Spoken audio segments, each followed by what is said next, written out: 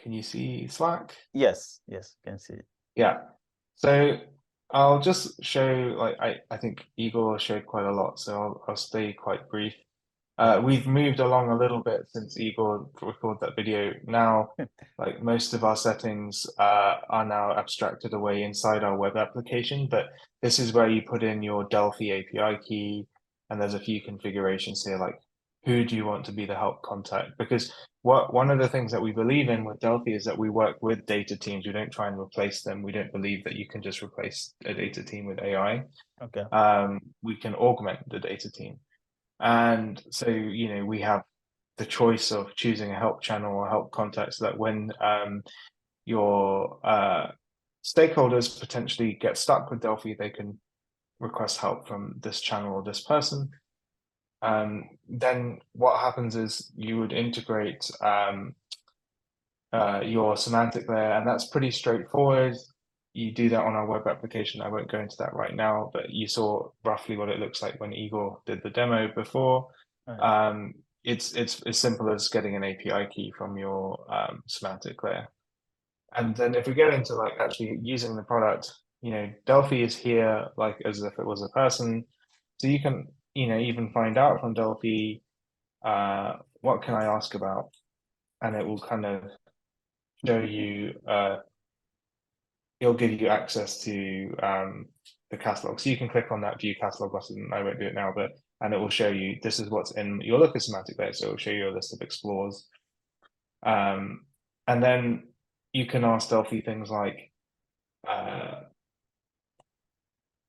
and the great thing about this is you don't need to know the specific terms of your data team that your data team have used in your semantic layer. That's been one of the barriers to it, is that you still have to know the names of things, and I think Yes. that's made it a little bit less friendly to use. Whereas here you can really just speak naturally, and because we use methods like vector similarity to find similar metrics and dimensions to your question, it doesn't have to be exactly the same word. We can deal with the fact that revenue might be called sales inside your semantic layer, and that sort of thing.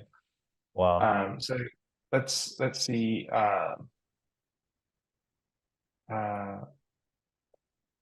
Which product has the most discounts?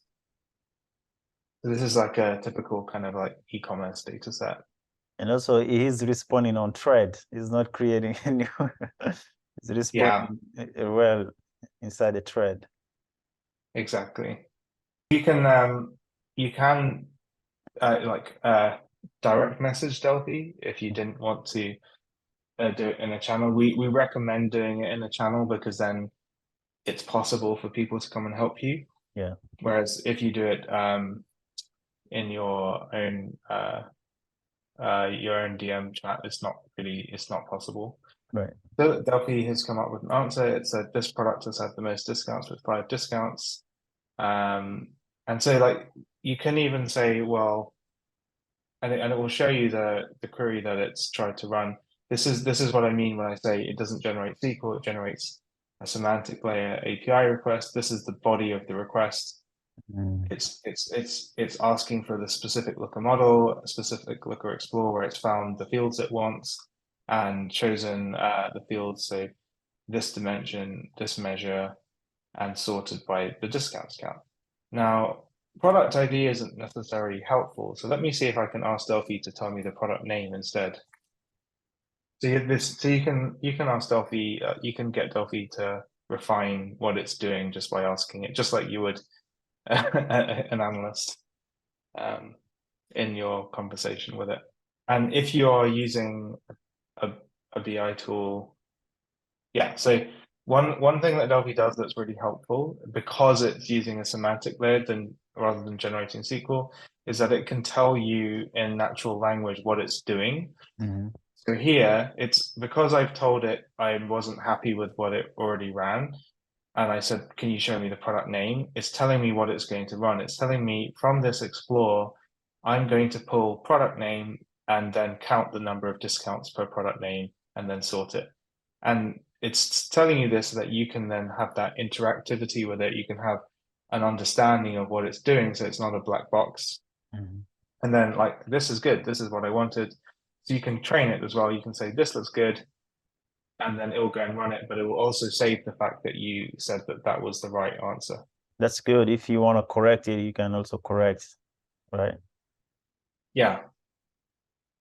Yeah, probably the database don't Probably have product. They don't have yeah, data and that product name. it doesn't have product name, so it just had the ID, which is why it did that. Well, that's good. So yeah, that's in a nutshell what Delphi can do. Um, we also can work outside of Slack in our standalone app, as I mentioned before, and via API. My gosh, this is really good. This is like writing a SQL query, but you speak naturally, right? Because it seems like, hey, tell me the best-selling product for the last month. It's like he's gonna do the semantic layer, but probably he's running a SQL query somewhere in there, right? Yeah, so what happens is those semantic layers take those requests that are sent to like the request I showed, Mhm. and they then run SQL themselves on the data warehouse. But it's a SQL that they have it's very constrained according to their format and according to those requests. And so the other joy of that is that Delphi doesn't directly have access to a data warehouse. It doesn't need it. Mhm. And that's also a really good security feature because a lot of people are concerned at this time about large language models accessing data. And, because of some of the slip ups that have happened, like with, for example, the famous Samsung one. Yes. Yeah. Yeah, that's good to know that Delphi is not gonna access the database, just the semantic layer. Is a very it's good to know for security, like you said. So yeah, this is a good tool. It's a good tool. So for someone who wants to use Delphi, so what's I know the CEO, as a CEO, I know you don't like talking about cost. What's gonna cost them, and what, let's say, cost benefit analysis for them, and Yeah. and then what's all the steps? Do they just reach out to you guys and then you take it from there? Yeah, so let me cover the first part. The cost. Yeah. I genuinely believe that it's going to be a net positive, like monetary benefit to any organization, but let me explain it. So Delphi, let's say, would cost right now, we have a couple of plans. So we have a starter plan, that's $500 a month for 500 questions. We're still early, so we're open to feedback on the pricing as well. The reason why we price per question is because we have unit costs from using the large language models anyhow, so it just makes sense for us to have a per question cost. And then we have the next tier up, which is like $2,000 for 3,000 questions, which is like a growth plan, and then enterprises negotiated with us. If you think about like cost benefit, and I've thought about this a lot because I was recently fundraising for Delphi, and this was something that was asked of me very often. The way I think about it is that there's a number of benefits. Currently, data teams have to buy a lot of BI tool seats, and they do this because the BI tool has been their way to serve data to users who have any really data need. And that could just be as simple as I need to pull a CSV once a day to put into Salesforce. Could be as simple as I need a chart to go in PowerPoint once a week. But all of those people who have those needs, the way they were given access is here's your BI tool seat. And those BI tool seats, especially for the more expensive providers, can be $1,000 a year per user. So if you have an organization with, say, 100 seats because you have, say, 150 people at your organization, that's costing $100,000 a year. And half of those seats are massively unneeded. They're just given because that's just your way of serving that person. So if you had Delphi, I actually think you can reduce your BI tool seats hugely. I think you could potentially have half because only really the top half are using many dashboards and using many features of the BI tool that they couldn't be served with Delphi. A lot of other people who just need a quick data pull, a quick graph, or a quick CSV could use Delphi instead. The other joy is the whole organization can use Delphi. We don't restrict on seats. We restrict on questions, and even then, that's it's a soft restriction in terms of spend.